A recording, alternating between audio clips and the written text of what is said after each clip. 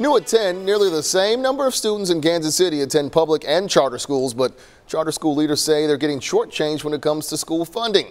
As 41 Action News reporter Dia Wall explains, they're now pushing to change that. How, Dia?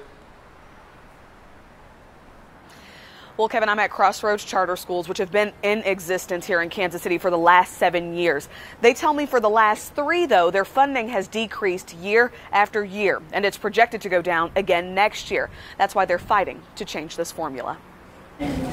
Students at Crossroads Prep aren't the only ones trying to solve problems. There's not a bad actor in this. Nobody set out deliberately to create a bad system. But Dean Johnson, executive director here, says that's exactly what the current state funding formula is. The charter schools are not eligible to receive local tax dollars that are collected from our property taxes or other local revenue streams for public education. The Missouri Charter Public School Association believes charter schools in the state receive up to $2,000 less per student each year than public schools. But Kansas City Public Schools think the average is closer to $300.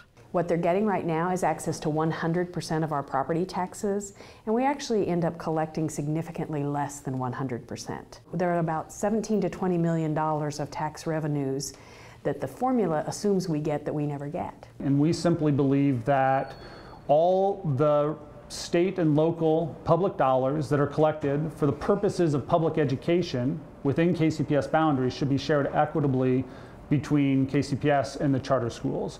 KCPS agrees charter schools should have access to some specific local tax revenue that's currently off limits, but not all, and that it's time to erase the old formula. We agree with our charter counterparts that it is time to relook that model and make sure that what's fair and equitable is happening. So a parent who is choosing a charter school should know that an equitable amount of funding is going with their child and to educate their child in that school. Currently, there is proposed legislation in the state to change the funding formula. The problem is the session ends next month, so it's unlikely they have enough time to get anything done this year. Live downtown, Dia Wall, 41 Action News.